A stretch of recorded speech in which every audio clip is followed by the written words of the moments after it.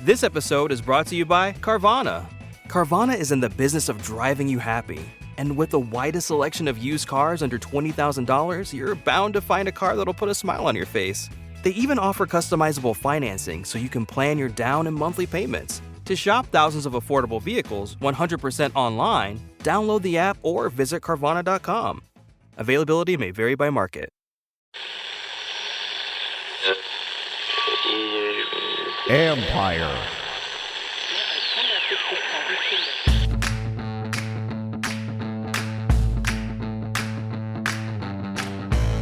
Hello, everyone, and welcome to Therapy Tuesday. It's not what you guys want. I think the opposite is better for everybody, but I do think a therapy session is in order. So I am joined by the voice of the Commanders, Bram Weinstein. We're going to talk a little bit about the Detroit game. Should you be jumping off the ledge just yet? Might be a little bit early for that. We'll look a little bit ahead to the Eagles game and just kind of answer a lot of your questions or address the topics that you want to know about so you can walk away from this more informed. So with it, oh, by the way, before I get going with Bram, a couple reminders. This is my guy, Rick Snyder's book. It's 100 Things Commander Fans Should Know and Do Before They Die. And I think for some of you, it may have felt like you did on Sunday, but that's okay. You can buy this book from Rick Snyder, our longtime friend. Go to monumentalthoughts.com. Hit him up on Twitter. You can find him there. But that's his new book, and check it out. So there you go. Little plug for him there, Bram. So that'll make old Ricky feel good. Old Ricky. And I don't know if anybody else is going to feel really good right now, and again, yeah, somebody asked, should we even discuss this monstrosity? That's Wheat Clap and Gorilla Cheeks. Wow.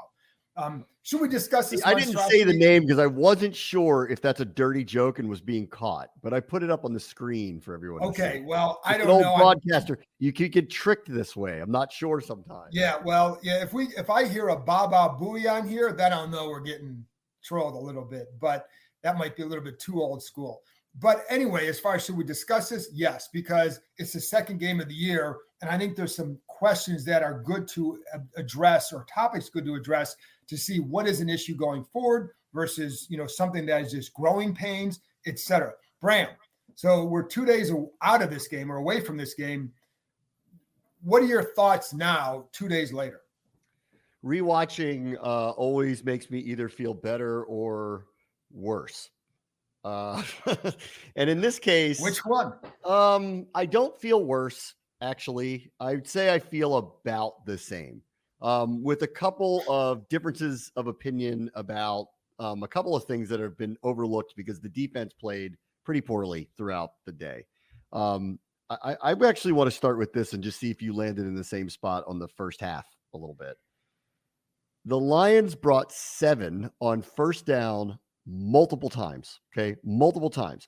This is not shocking because this is what they do. They've shown this. This isn't a tendency breaking thing. They play like their hair's on fire. They've decided they want chaotic games, and they seem content with the idea that they're going to give up some big plays by doing stuff like this. And Washington could not handle it. Obviously the pressure. But where was the ball going exactly? And what was the plan to get out of those, bring the house rushes?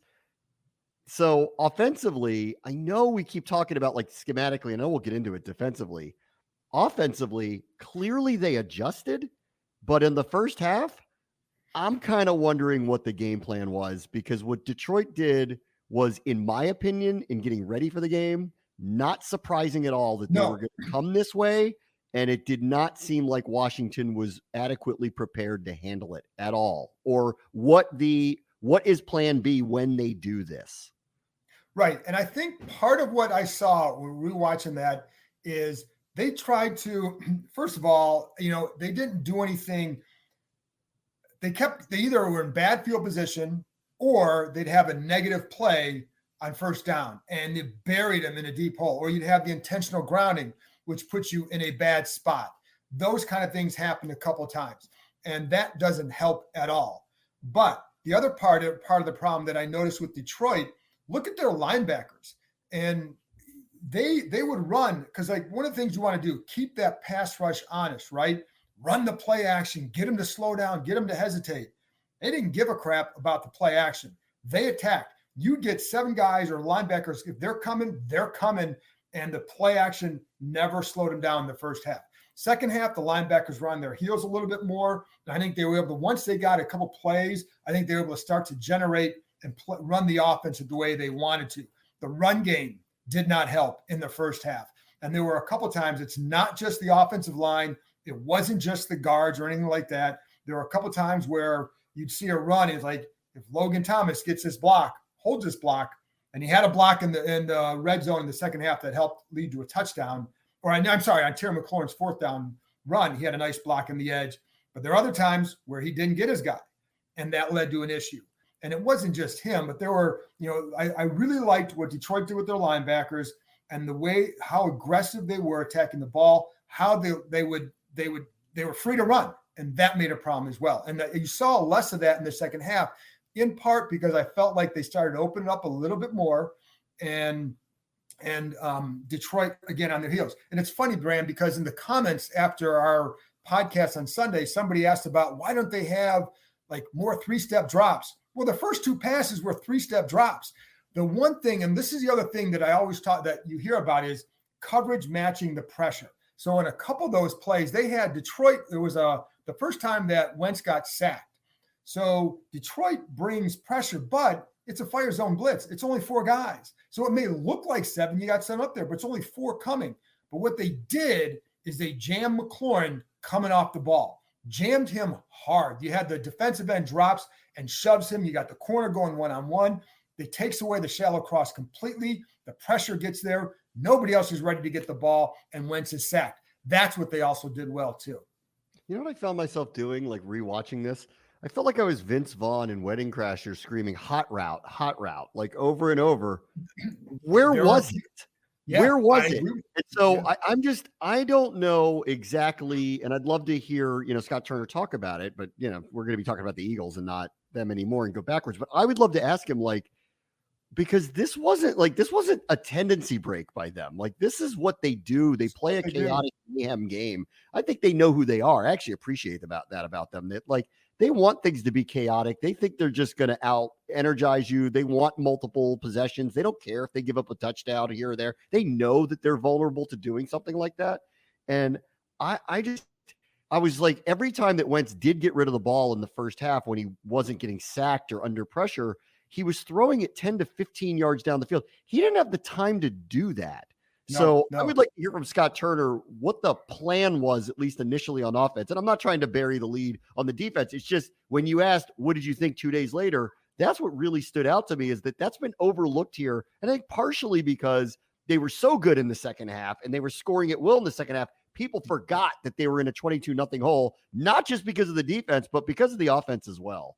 Oh, definitely. There's no doubt. And there's no doubt that the offense was a contributing factor to that poor first half, because they couldn't move the ball. If you can't sustain the ball, you're giving up. But the defense gave up the big plays consistently throughout, and they had breakdowns and every, along the way. So they were consistently bad. And so I agree with you. The other thing they seemed to have a problem with early in the game were a lot of the stunts. And it wasn't as well. It definitely happened a few times where either it was a delayed stunt or maybe they just an adjusted stunt where they do it on the fly. But there were times where either the center, the guard they weren't aware of it, and it worked. And so that also happened. And then the one time, Aiden Hutchinson played a really good first half, not just in the as a pass rusher, but against the run as well, caused problems. So there were just a multitude of mistakes, and the inability to generate anything certainly helped put them in a hole. The reason why, the second, you're right, because the second half, with how good they were, it makes you realize, one, how explosive and how fast they can get back in a game anymore. But two, where was it? And then three, if you get a little bit of help from the defense, then you're in that game. I mean, stop a jet sweep. You stop the jet sweep. Yeah. You execute right on a 3rd and 15 pressure play, and you're either, at worst, it's a field goal. So there were things like that the defense kept breaking down. But yes, the offense helped put them in a hole without a doubt. And the special teams too. You can't forget that as well. So, and somebody asked yeah. about the I'll offensive get into line. that. Yeah, there was another one. Like I put up a comment about what happened to the O-line. And I think in the first half, it's a good question. I mean, when they are bringing 7, you need to make quick decisions, get the ball out fast. It led to a lot of indecision by Wentz, but it made me, I was looking around going like, he didn't make bad decisions with the ball. It just looked like they were not prepared to answer that challenge. And they were doing it on first down, bringing in multiple times on first. And it wasn't, and there were, which is an extremely aggressive thing to do, but that's what they do. And there was another one that got me in the first half too. On one of the sacks that Hutchinson had, they did this against the Eagles where they lined him up over the left guard right next to Charles Harris. They did this. They did the exact same play against Washington, and Washington lost him, and he goes around a stunt and gets a sack. So there are some serious questions about the first half and preparation on the whole that I had coming out of watching it again. Yeah, absolutely. And there was one time they rushed 8. So, and you can only block with 7. So that is a difficult proposition as well. And again, the second half, I didn't see them being as aggressive. And I think it allowed Washington to start to climb back in it with some big plays. And that's what it took. This is a big play offense at this point. And, so we saw that. And so you give him some time, and they did give him time in the second half. He had the time, even on the clearly changed. They did not dial up the same amount of pressure. It also goes to show, and here's a good thing, a silver lining thing. I mean, this is the second week in a row that they've gotten themselves into a really serious hole. Like 8 points in the fourth quarter. I know in the NFL this year, that doesn't seem like anything because everybody seems to be scoring 24 points in the fourth quarter. But like in general, that's a pretty serious hole. They blew a pretty good lead. And they were able to come back and win with 2 late touchdown drives. So adversity struck, they came back. They could have totally folded up at 22-0, came out. And frankly, if that one minor overthrow isn't an interception to Logan Thomas, I really don't know how that game was going to go. And I know people are like, everybody blows everything out of proportion that Wentz does. That thing was off by a hair. He had to throw it a little bit high. It was over 2 linebackers, and he missed by inches. And it unfortunately got popped up in the air. Like for the second week in a row, all of the things that concerned me about him with decision-making were not evident at all. Down 8 in the fourth quarter against Jacksonville, down 22 against Detroit. And frankly, like I believe, and I think where I've come to on all of this, and I felt this way Sunday night, and I feel this way today, even watching this, and we'll get into all the mistakes by the players. This is a total team loss. And I don't think that can be lost here. And I really think tomorrow, it is a very big deal to hear what everybody has to say, because what I don't want to hear in week 2 is finger pointing and off of players being called out a week ago, or one specifically. What cannot happen moving forward, it's week 2, you're 1-1. We cannot have the players versus the coaches at all. Like that can't happen right now. So this is going to be the first time that the locker room is going to be open and you guys are going to be down there talking to them. And I want to hear very specifically what they have to say. And honestly, I want to hear what Ron has to say, because if he pushes back and basically states that it's the players doing this, I don't agree with that. I think it's everybody here. There were a lot of missed assignments. 100% there were a lot of missed assignments for sure. And we'll get to all those in a minute. But there is no way that you could watch this and look at this and think that the coaching wasn't part of it too. This was a total team loss, and everybody needs to take, I think, responsibility for this one. 1,000% agree that anytime you have first of all, if the defense doesn't get better, then it's more than just on the coaches. That's on player acquisition. It's on coaching. It's on the players, right? It's all of it. Anytime you have a breakdown like this, it is on, as Blaine Bowling just said, it's on everybody. It's on everybody. And that's why one thing I don't subscribe to, I'm not going to sit there and say, just something like this. Just fire the coaches. That doesn't accomplish what you need to, what you think it does. It might make you feel good in the moment, but does it, that's not going to happen. It's also not the only solution here by any means. I think it's a little bit over the top. End of the season, you want to do something, that's fine. Right now, it's not happening. So for No, people who and I'm not calling. I'm not. No, you're not. But like, trust me, like, I'm not even cracking a door open for that. What I want to hear though, because I think it's important. You know how this goes. Every single year, every single team has a game like this that's almost inexplicable, right? Ours happened in week 2.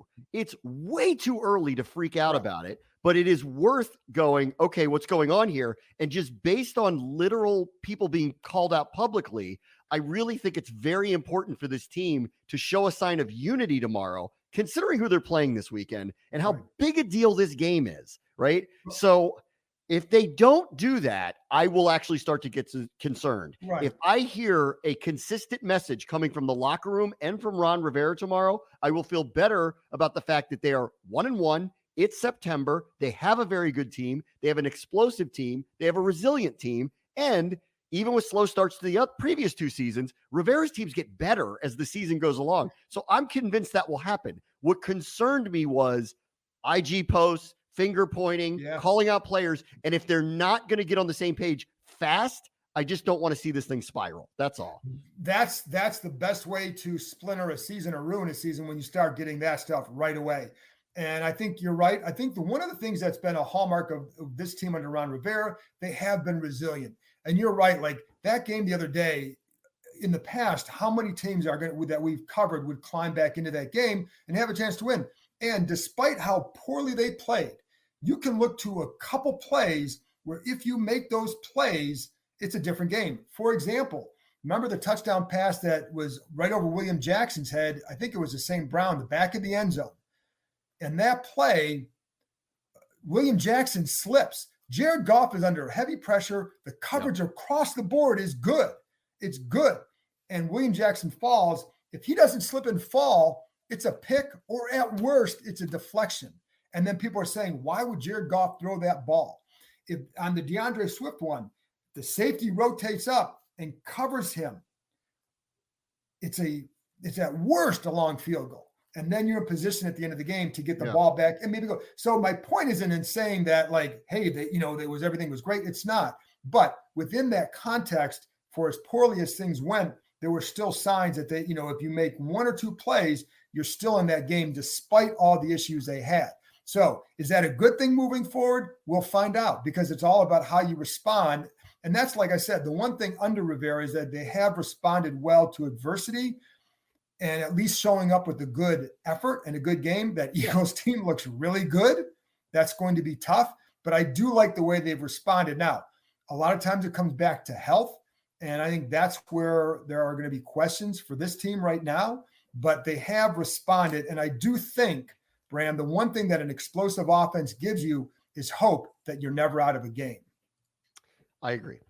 There's your Kimes' lost son weighs in on well, and he's still traumatized from the Vic McNabb Monday Night Football game. I could see it happening again. It's funny because Jalen Hurts is playing pretty well. As long as you don't have LaRon Landry out. Understatement for how he's playing right now. Oh, he's playing awesome. But as long as you don't have LaRon Landry out there running his mouth before the game and then getting picked on the first play, I don't know that it'll go like that. But that is a really good team. They're playing really well right now. You want me to? I'll point out a few players too. Here's the other thing too. And again, I think it's a total team loss personally. Yes. I thought there was a overt amount of mistakes on special teams that were unusual for this team in general, and were shocking at the amount of them that occurred in this one game alone. And defensively, I'm not absolving the players here, and I'm not just saying this is on the coaches. I'm saying it's the players too. There were too many missed assignments, way too many missed assignments. Listen, I will give Detroit a lot of credit for that Amon-Ra St. Brown run call on third down. It was an outstandingly well-timed call. It was very well blocked, but that can't go for 58. So where is the person who's supposed to be tackling him? On the early one that he got away in the bunch, that was St. Juice and William Jackson went with the same wide receiver, and one of them who was supposed to follow St. Brown didn't, and that's why. And St. Brown afterwards said, we knew they get confused in bunches. Well, he was right. 2 players ran with one receiver, and one left one of the best receivers in the NFL all alone in the middle of the field. I don't know whose fault it is, and I don't know whose assignment it is, but it's one of them. So this is not a this is on the coaches conversation. This is everybody. This is clearly everybody. There were major missed assignments. And, I'll hear out Rivera. He says it's just, this amount of plays. Well, when it's 6 of them, right, that's too many. Right. Everybody knows big plays are going to happen, but the types of big plays that were happening against them were missed assignments, not in some incredible catch by a wide receiver or some crazy run by a Pro Bowl running back. No, it was guys losing people and not knowing where their assignments were. And so I'll hear the coaches out on that. But what I'm trying to say is they need to come together. They need to come together fast because it was everybody. It wasn't just one side here. Right. And that's why I say, like, you can look at a micro versus macro in this situation. Like, all right, you can go play by play and say, well, on this one, this guy, like, for example, one thing I love that Detroit did is they used motion to really test this defense's ability to adjust on the fly. And on the same Brown play, they send Reynolds in motion right before the snap, motion to a bunch formation. So now they knew that, or they thought they might struggle a little bit against a bunch formation. And then they motioned to it. So you're testing that belief in putting them in a situation that stressed the defense, right? And so St. Juste is supposed to, in that situation, he stays with the guy in the front. So that was number 8, stays with him. But it tests that ability it tests their rules, it tests their ability to adjust on the fly. Later in the game, they adjusted better against that. But on that play, they did not. Yeah. But Detroit, I give them a lot of credit for how they did it. Even on the jet, on that one, like, St. Juste probably have to come over harder on that. But then, they also caught him in man. So William Jackson's looking at the receiver. He gets outside. The safety didn't see him get the ball. So that it was an unreal situation, to be honest. Like, it can't happen. Only one sale away from the Shopify 1000 Club. Is that a thing? Wow, Mom, have a cookie. I'll take one. Dad. These are delicious. You need to show them. You should. Mom! No, seriously. Let's set you up on Shopify. It's easy. I always knew you would build your own business. Guys! Yum. When you're ready to bring your idea to life, build it on Shopify. Sign up for a free 14-day trial at shopify.com/offer22. Shopify.com/offer22.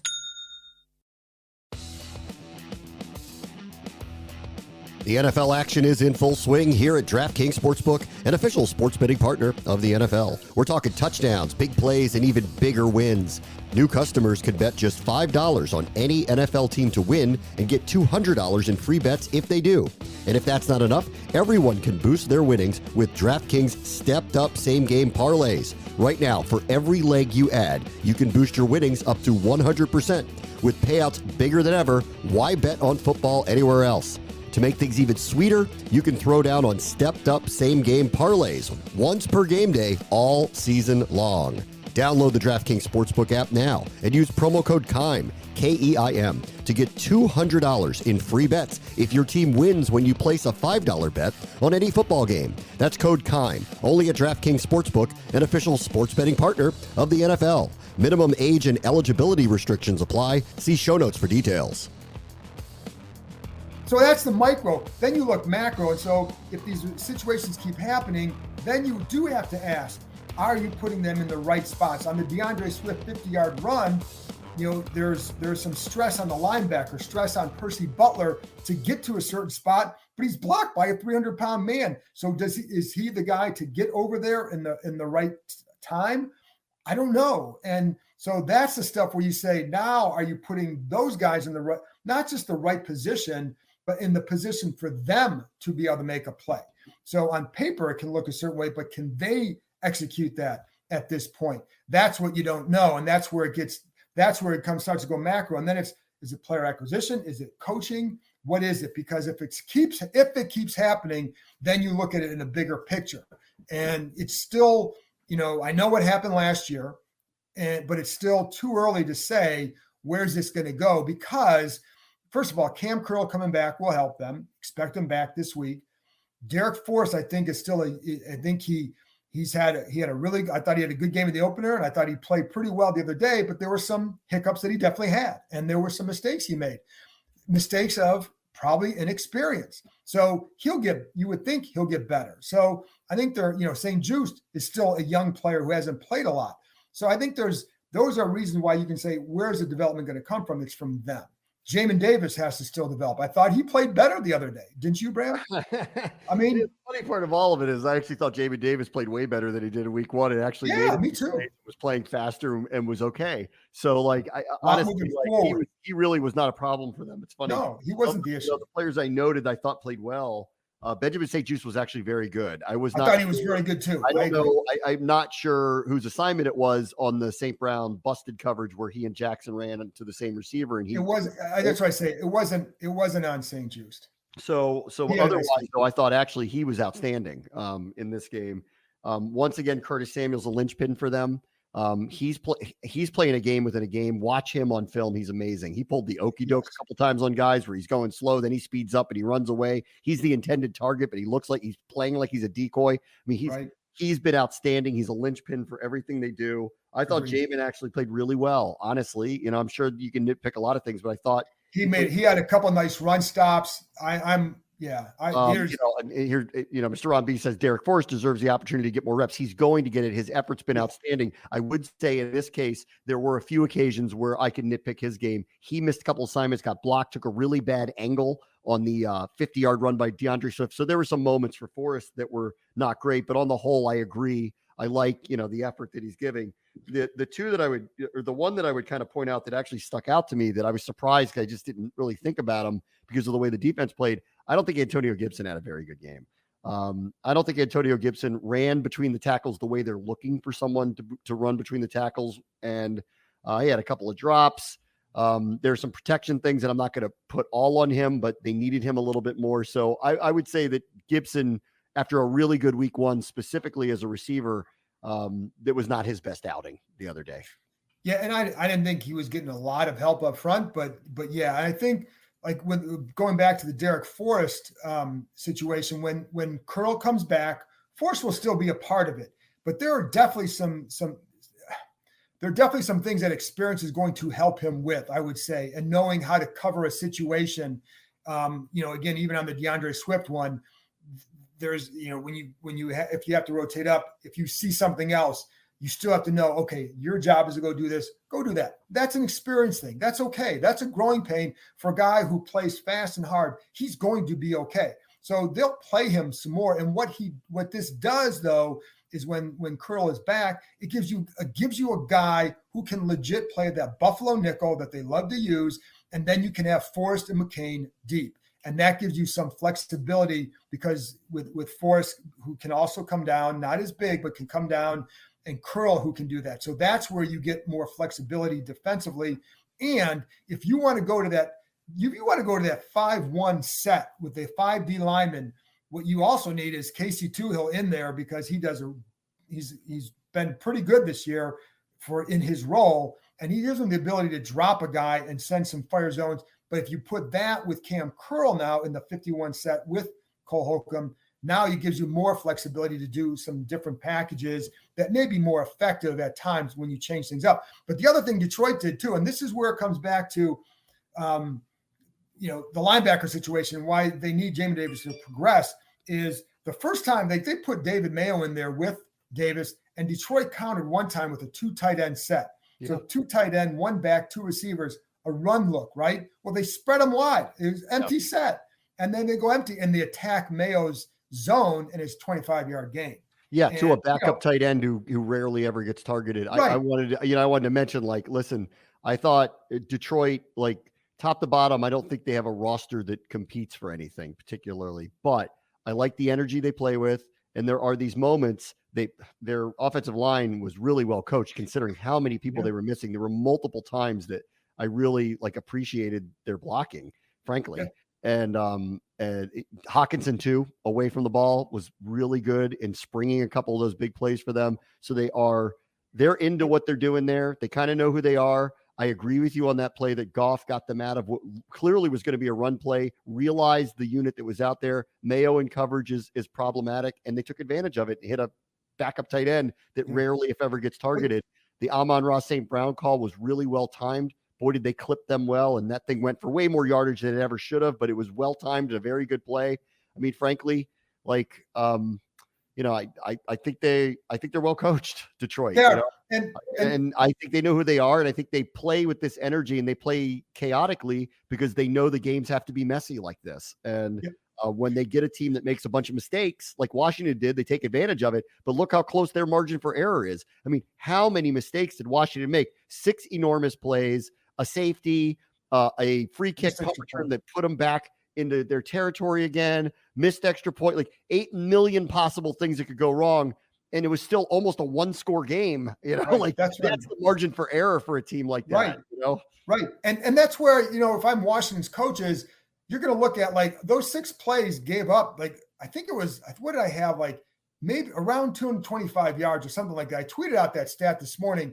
6 plays accounted for about half of their offense. So you can look at that. Like, I'm going through watching this game. I'm like, that's a really well executed defensive play. They did a nice job here. And it could be, there was one time where Cole Holcomb almost gets a pick in the flat because Goff, I don't know why he threw the ball to Swift, but that was a dangerous pass. He didn't see Holcomb over there, but everything was covered. A good rush, has to get rid of the ball. So like, there's a lot of, thank you, Mega, 6 plays for 227 yards. That is unacceptable, obviously. It's losing. It is. And so you can see, and that's why, I don't want to hear it. It's just the players or it's just the coaches. It's not. It's everybody. No, this is everybody when this happens. Yeah, it is. Because you can, there may be times you say, well, should you ask a guy to do that? Well, here's the thing. We all get asked to do things in our jobs you may not want to do. You still got to do them.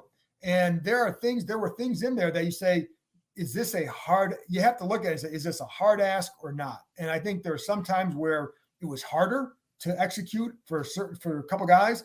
In other cases, it wasn't. It was just a guy, maybe a learning curve, or maybe just, again, credit to Troy for testing them with the motion to the bunch formations. That was a good job. So, I think I get tired of saying there are things to build on. There are. I think the offense can be still really, really good. And when Brian Robinson comes back, it adds to the versatility. Not just Brian Robinson, but as Logan Thomas works his way back in, he's not fully back to where he was. You don't get back to that point right away. And the more that Curtis Samuel does and the more Dotson can do, it just opens it up for everybody else. And then because what you see is if they start paying attention to Samuel down the slot, down the seam, or someone else, it opens up the outside. We've seen that in both games now, where there's extra attention paid to one guy on the McLaurin deep crosser. I think it was somebody else going down the seam, whether Samuel or Dotson, and they're going with them, and it leaves McLaurin free to cut across the middle. It just you see that all the time. That's what you can build off. And the last thing on the offense with Wentz is one of the things and you brought up earlier, the decision-making. His decision-making has been pretty good in these 2 games. The mistakes he's made. Name the one that's been bad. Right? Here's a bad throw where he stared down a receiver in the Jacksonville game and he threw an interception. Second one was an exceptional play by the number 1 overall pick. I mean, okay, you want to nitpick him. I can nitpick him a little bit on a little bit of pocket presence in the first half when he backed into a sack. He was under a lot of pressure. The throw to Logan Thomas was not a bad decision. It was just a little bit high. And when you rewatch it, you'll see that he had to throw it a little bit high over 2 linebackers to get it there. Correct. It was just a touch too high, and he had bad luck on it bouncing around in the air. Name the bad decision he's made. Well, here's the other thing, Bram. Along with that, it's not just the bad decisions. It's there was a play and they had in the red zone, and it was one of the touchdown drives where he has it's a play action, it's a boot or a sprint rollout to the right, and nobody's open. Now, Jahan Dotson is coming across. He's coming across. And if you wanted to force it to him, you could, but it wasn't 100% there. And it's just you're in the red zone. He threw it out of bounds. I'm that was a good decision. A throwaway, they have preached that to him. A throwaway is not a bad thing. It's okay to check it down. And if you've noticed, there have been a few of those. There was one time where he checked it down Sunday. I'm if you just held it, you got Dotson breaking on an in route. But you got the yards, and it's that sort of decision-making that maybe you could have held a split second longer, gotten a 20-yard gain, but it's that approach that I think is helping him stay and helping this offense succeed right now. So, I think that's a good sign for them. And you know who would like that right now? The Indianapolis Colts. The silver lining of the weekend is watching them flame out here early in the season because of the slander that they threw at this guy, of which we all had to like soak in, think about, and try to consider how true is it. I haven't seen a whiff of the stuff about getting along with teammates. So I was giving a total clean slate on that. I think I told you a few weeks ago by the end of camp, I went, I actually feel pretty good about what's going on with him. I feel pretty confident it's going to be all right. What I'm worried about is the defense. I hate when I'm right. Yeah, listen, I was right there with you. Has made far too many mistakes. Just far too many mistakes. Do we have any questions there, Bram? Well, I got one for you. All right. So we've lost Fedarian Mathis, now Daniel Wise for whatever period of time he's going to be out. We'll have to see. He's clearly not going to play next week, but let's see how long that's going to be. So they're very thin there. They cut a couple of, veteran corners and brought in two very young, inexperienced corners. Every single defensive lineman they've brought in has either barely played or not played at all. No veterans? No veterans yet. So, Donovan Jeter played 18 snaps. They weren't very good ones, but he played 18 snaps. They definitely need some help. Up front because John Allen is playing I think the ideal snap rate for him is around in the 40s or so, especially out of 60 some snaps. He in the first two games is 85 to 90% of the snaps. He's got that groin that made it tough on him the other day. So they claimed the Ridgeway kid off of waivers from Dallas. He's a guy that I believe they had him rated at slided in the 5th round, which is right where Dallas took him. The belief for them is that Dallas was trying to sneak him through and put him on the practice squad because I think they had to make a roster move. I don't know if that's how Dallas was really thinking. I don't know, but I think they liked him enough before the draft to have him placed in that round. The other part of the equation is where's Ndamukong Suh? So why not go after him? And I've heard that and I've asked that. And the big reason right now, and I've heard this not just from here but from other teams, it's money. And I think he's waiting for, I think the feeling with some of those veteran linemen is they're waiting for things to open up that can put them in a favorable spot. Like, let's say if Kansas City has an issue, if Tampa Bay has an issue, teams that they feel give them a chance to go on a run or meet their asking price right away. A guy like Suh, you're right, James, he couldn't hurt. He would plug some space. He also would cost about $8 million. That's what the going rate for him right now would be. So that's where the question is. And again, with Suh, it's not just, hey, go sign him. First of all, he's got to want to sign. He's 35 years old. Is he going to rush to come here and help Washington? Or would he just say, you know what, I'm good right now. Let's see what else opens up. Now, if this team is playing well and he looks and say they could do something in the playoffs, look at what Wentz is doing, look at this, look at that, then I think you'd have a better chance to sign him. But right now, you'd have to look at a guy like that. If you're 35 years old and you don't have a lot of football left, where do you want to spend what possibly might be your last year or so? And I think, so if the Rams open up, would he go there? I don't know. But that's what you have to look at. It's not as simple as just go sign him. They have inquired about all these guys. Anybody you're going to bring up, they have inquired about and checked it out. And, some of these guys, they haven't signed anywhere. There's a reason. And so that's where this goes in a few weeks. I don't know. Let's say if John Allen, if somebody has to miss a few games, do you have a better chance to get a guy? Because now you can give them more playing time. That's also a consideration. Yeah, I mean, look, I'm not saying it's an answer, but we're talking about thin positions. They're already listen. Positions. Teams have to do what they have to do. To keep it together. Mathis isn't coming back this year. He had season-ending surgery. You're thin now. You've got to get some veterans. I don't know. Maybe this guy was a 5th round pick. I'm Grady's high on their draft board. He's never practiced with them before. No, I know it's not ideal. Not ideal. It's just a stretch. You'd only sell me so far on certain things. I'm not going to. Yeah. It also goes back to when these things happen that you start questioning a lot of things. And listen, they openly said they were looking at adding at least a depth at linebacker, if not finding someone else who potentially could start. That never actually happened. I was always a little concerned at corner that I felt they needed a veteran corner in here. That never actually happened. Some of the other things, like anyone who says Landon Collins to me today, I don't think that he's really a missing piece here. Cam Curl coming back will fix those Cam problems. coming back will help. And the other one too for me is, and this I started with telling you this in the spring and felt this way in the summer when people got hurt. The interior offensive line now is going through a churn. At least today or last week and today, they brought Wes Martin back, knows the system, is a veteran, has played. They just signed this guy who's played 6 years in the league to be a backup.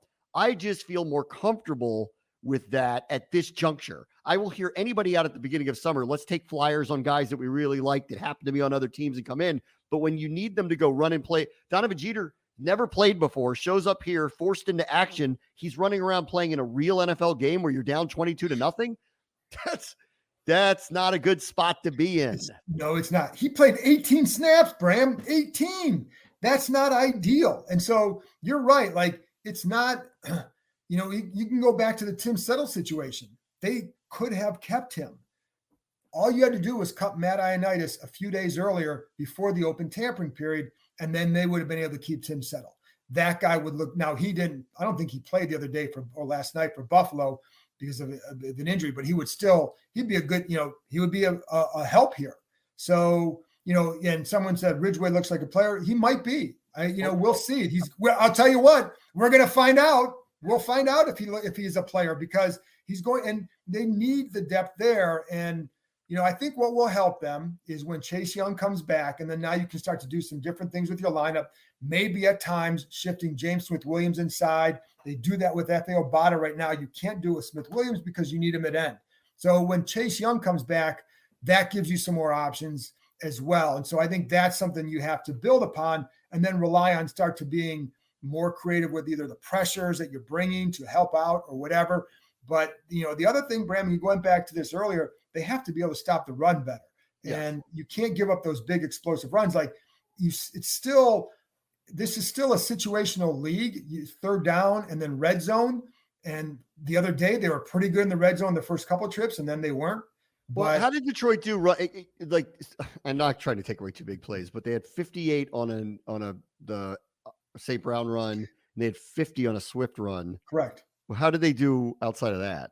Outside of that, I have my stats somewhere right here. I don't recall them getting. There was one drive. They had their share of like 8 and 10 yard runs, but it wasn't horrible. And that's why I say, like, that's the frustrating part if you're a coach, that there were times where they look like, you know what, you did a really good job here. You're going to give up some carries, right? Swift had a similar run against the Eagles the week before. Right. I mean, so the reality is, and I was saying Jamal Williams hurt them. It was 24 for $191. Of that 191, 108 came on 2 carries. 108 came on 2 runs. How many rush attempts?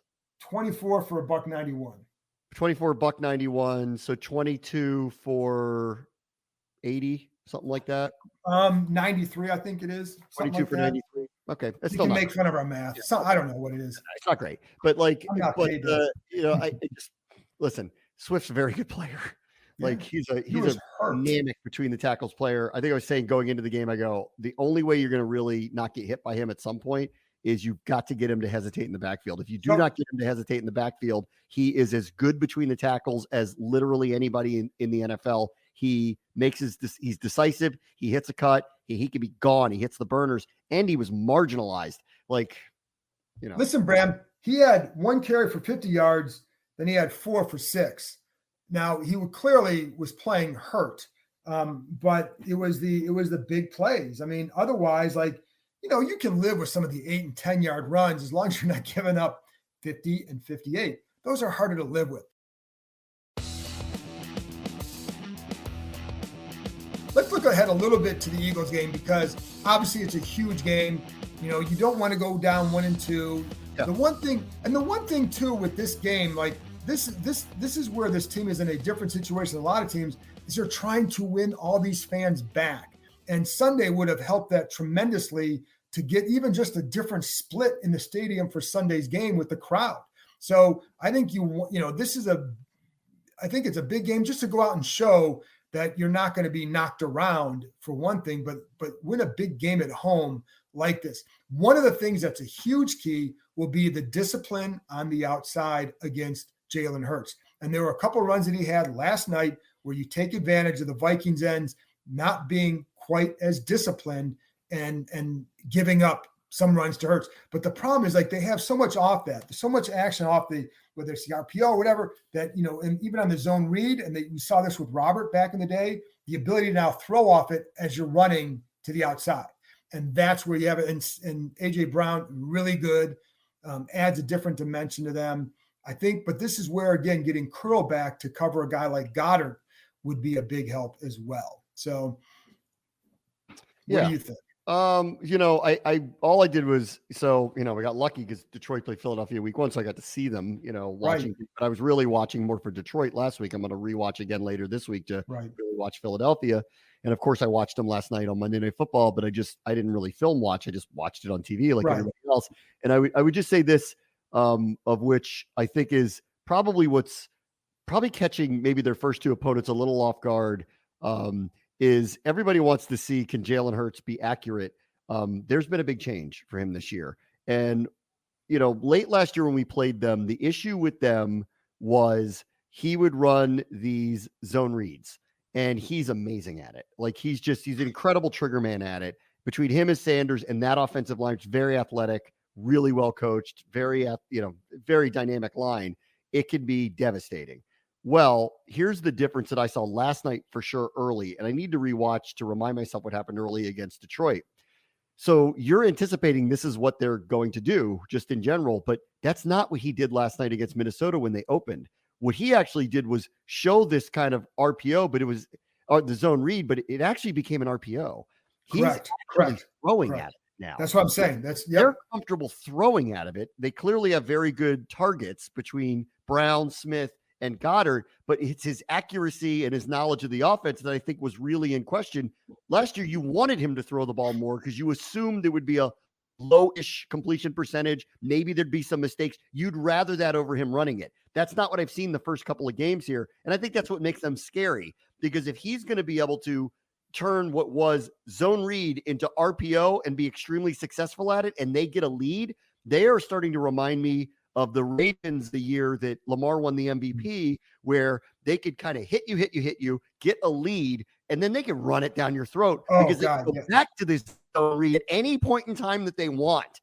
And so he has progressed significantly, which I think was the fear with Hurts, frankly, that he has gotten better as a passer. And I think that's what makes them extraordinarily dangerous. The other thing that I saw last night that they weren't doing last year, they had a joke rating of a defense last year in the top 5, and it all had to do with who they played. And you saw it in the playoffs when they played a real offense, they got blown out. Well, they upgraded, a amount, but they also needed to bring more heat, and they're doing it now. Yeah. So let's see. You just had a week where you played Team Mayhem, bringing 7 people. The Eagles are going to do this. They're going to try to replicate it. Maybe not as often as the Lions, because I know they can rely on their offense differently than Detroit certainly can, but they are. I want to see Washington react better to this, be prepared for this, because they, like the Lions, have a very hard time, even with the names they have on their front four, getting to the quarterback.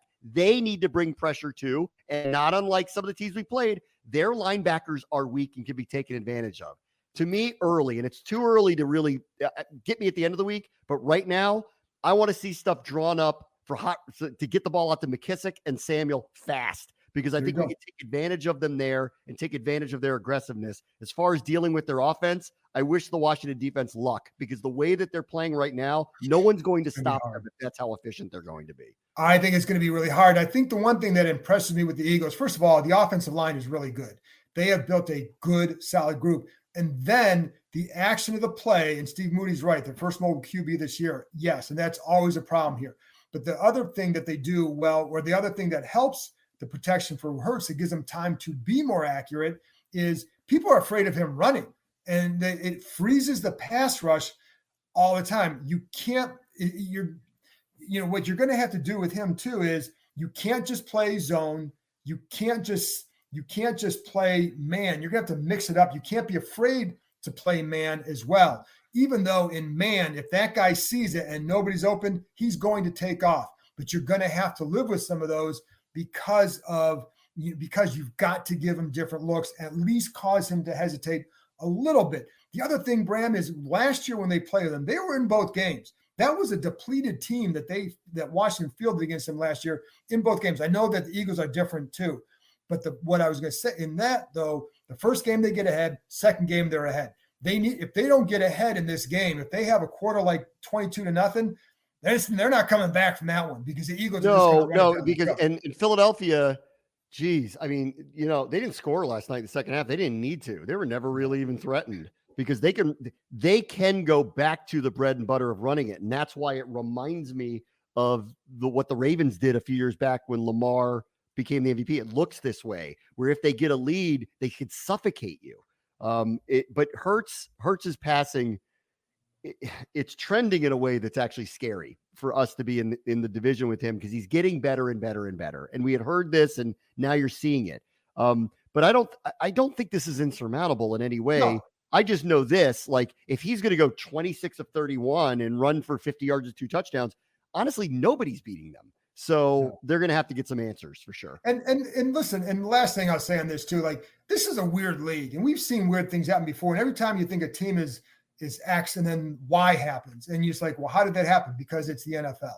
And because if this team gets home and Wentz hits a couple big plays early, suddenly it's a different game. It doesn't, you know what I mean? Like you can build on that. And so weird things happen. And I don't think it's like there's this huge disparity between them. But what you can't do is when we're seeing some of those plays that weren't made by the offenses the last 2 weeks against his defense, well, if the Eagles hit him with it, it's going to be, it's lights out. And so you have to be a lot more disciplined in what you're asked to do and a lot more certain of what you're supposed to do. And they have to make sure the players are certain about what they're supposed to do. So if you have a situation where you get motioned to a bunch, these guys have to know on Wednesday and Thursday and Friday, this is what you have to do in this situation.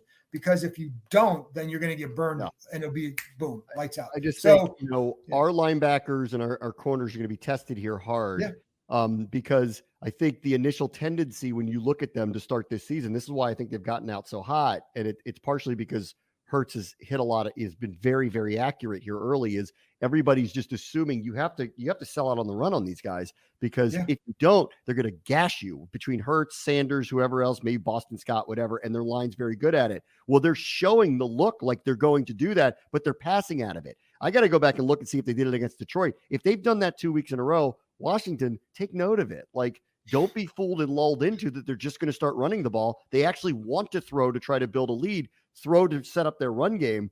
Okay, can we get them out of that? I mean, I think that's going to be very important early. And the other thing that really just kind of stands out is not only is it happening, but it's happening fast. Like he's making decisions very quickly. They look like they've gone into a zone read. He does the fake, pulls it back, lets it go. It's fast. It's happening really quick. So their offense is high functioning right now, like really high functioning. And that's a credit to what they've done here early in the season, but it is early in the season. We've now all seen it. Washington's offense, Detroit got a good look at it in week 1 and adjusted to it almost overnight. Guess what? Like Philadelphia, what they look like right now, this is every team, will not look like this in 8-9 weeks because people will adjust to them. I think you've just kind of seen what their MO is right now. And now you have a better idea of what they attempt to gain early to get an advantage. And that's where I would like to see Washington's defense kind of adjust. And offense is like the one thing the Eagles did really well is they elevated their offense and what they wanted to do with Hurts in the offseason. And so like now, if you're a defensive coordinator of another team, you're going to spend the offseason like, how do you defend Hurts? What do you need to do in that? Well, the Eagles are doing the same thing. They're playing the same chess match. So now that you're right, you've seen a couple games, you know what they're doing.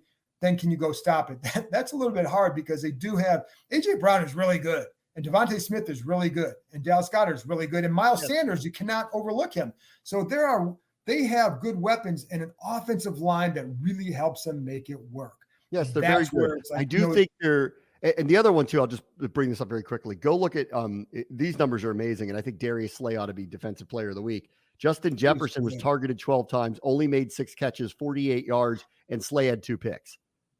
That's as good against a world-class top 5 receiver as you are possibly going to get. So as of right now, I don't care who he's covering. Don't throw the ball his way. He's let me say, you remember Terry McLaurin has had some decent showings against him too. They've been a nice back and forth. But you also have other guys that you don't have to go to him. If that's whoever Darius Slay decides to take out, if that's what they do against Detroit, they use a different. He was back a little bit last night, and I felt like the Eagles corners did not have a great game against the Lions against Swift and all that. And they gave up big plays to Detroit too, and Swift had a really good game against them. And some of that was the corner's ability to tackle, put them in those positions. See if you can get Bradbury in man-to-man coverage. You're going to be better off. So I think there are things that you can do, and you have the talent to make that work with that. You don't have to rely on Terry McLaurin beating Slay all the time if that's who he covers. You can go to other guys and make it work and get them off of him a little bit, or at least, switch it up. I mean, it's just, that's what they have to do, Bram. I have a hard Easier said time. than done. I know everybody's going to think this is a blowout. I don't think it is. But I never count on that. We got to get through the rest of the week. And you know how this goes too rhythmically. And this is why I think tomorrow matters and why I want to listen very closely to what everybody. That's a great point. The players, to make sure that there's no fractures. Everybody's unified. They're going to try to fix this thing back together. You're going to get a lot more energy. They are, they're home. Things change very quickly in a week. Okay. Really, really, really quickly in a week. So I wouldn't be surprised if you get a really monster effort out of this team, but I don't want to predict it until I hear what they have to say, only because of what's been kind of all the talking through the media, talking through social media stuff that's been going on for the last 4 or 5 days. And I know there was, a coach walked by a player in the locker room after the game and said, "Hey, don't let them divide us." And it was just to one of the answers like that. I think that will be a theme this week. I think that will definitely be a theme. And you're right. And you can sometimes tell when Rivera comes out in the press conference and says something, you go in the locker room, you hear 5 guys say it. Hey, the other team gets paid too. Hey, there was this. Hey, there was that. So you can sometimes hear that. And I think that's what I felt like the energy in practice going into the opener was really good. Not like it was bad last week, but you could feel it. And, so I think, listen, a week ago, people had Dallas buried. And then they go out and beat the Bengals. And now it's like, oh my gosh. A week ago, you're thinking, well, if they can beat the Lions and they got the Eagles at home, then you got Dallas, you can get the 4-0. Now it's like, are they going to be 1-3? Well, who knows? So I think things do change that fast. And really all it takes is, I'm telling you, you can go back and look at that game, and for as bad as they played, as poorly as both sides of the ball played, I mean, there was a screen they had set up to Antonio Gibson where if one guy gets a little bit more nudge on a block, it sets up for a long gain. There was a tunnel screen to McLaurin where if Wentz hits him, he hits him on his outside shoulder. You hit him inside, you get a little nudge on block, and he's off for 30 or 40 yards instead it's an incompletion. Like there were several plays like that where maybe this week that pass is right here and he gets 20 yards and you're moving the ball and now you get points, right? Who knows? That's the margin for error in this league. You don't give up 50 yards on a free kick. So it's the margin for error week to week is still very small. And even in games where it looks bad, there are a handful of plays who say, if you make these 2 plays, this game is different. Yeah. And to Mega's commenters, like, I haven't seen things change or things change week to week. Really? Because last year they came out of a bye week when they were 2 and whatever and kicked Tampa Bay's ass. I watched that in person. Yeah. All right. The year before they played an 11-0 Pittsburgh team on the road and won. This team will show up. I'm hoping it's going to happen fast, and they're going to need to because Philadelphia is playing really, really well right now. Really well. Oftentimes I believe it's not who you play, it's when you play them, and we don't seem to be catching them at a very good time right now. So hopefully Washington's going to need to bring a very, very, very different effort. Frankly, if their offense plays the way they've played the first 2 weeks, I don't think anybody's beating them. So I think that'd be really hard. Slow them down. I think that'd be really hard to beat. Brand, you got any final thoughts? Anybody, if there are any questions more that we need to answer? Nah, I'm okay. I'm final wound thoughts? up, John. I was trying not to be wound up. You wound me up. Well, I think this is a huge week, and it's as much to, again, it's about resiliency and what kind of resolve and competitiveness do you have. And you're right. I think a big thing is staying together because it's way too early for a team to splinter over this. But I think what you have to be careful is feeling like, what up, Mega 412? What I think the thing you have to make sure is that the offense and defense don't start to splinter. but you also don't want to start to see a lot of players getting singled out either. And I know with Davis last week, they were asked about him.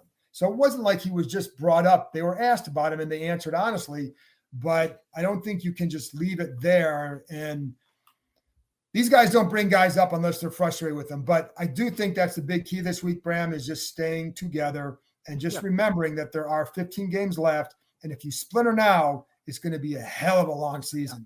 Honestly, if they go 1-1 the next 2 weeks and they win either one of these games, Philly or Dallas, and they're 2-2, you'll feel fine about everything. Yeah, you know? You will. Yeah. And I think to your point, I'm going to do the Zorn here. I'm going to stay medium. Okay. I'm going to stay medium. Yeah. And I think listen, as you said, they get better as the season goes on under Rivera. Historically, they also have started slow under these guys the last couple of years. So that's the thing that I do remember even 2 years ago, I kept saying they're going to get better in the second half because of all these things working against them in the first half. And I think there are some things working against them now. Chase Young, a couple of injuries, but that's not an excuse. It's the way the league is. They have a quarterback, they have an offense that can score in a hurry. Give them a chance to do it, and maybe things look different this week. So yes, there you go, medium, Steve. Extra medium plus. Medium plus. There you go. And a reminder to everybody: buy Rick Snyder's 100 Things Commanders Fans Should Know and Do Before They Die. MonumentalThoughts.com. Rick is not paying me for this, but I will get something from him. Don't worry about that. So thanks everybody for tuning in. Appreciate you joining us. Always appreciate you checking out what we have to say. That will never be taken for granted. We'll be back on Thursday, taking a look at the Eagles with ESPN reporter Tim McManus. And then Friday, there will be my predictions and keys of the game. And also you can check out Between the Hashes, our college football preview by my son, Matthew, who's got wild hair, but good information. So there you go, guys. We'll talk to you next time.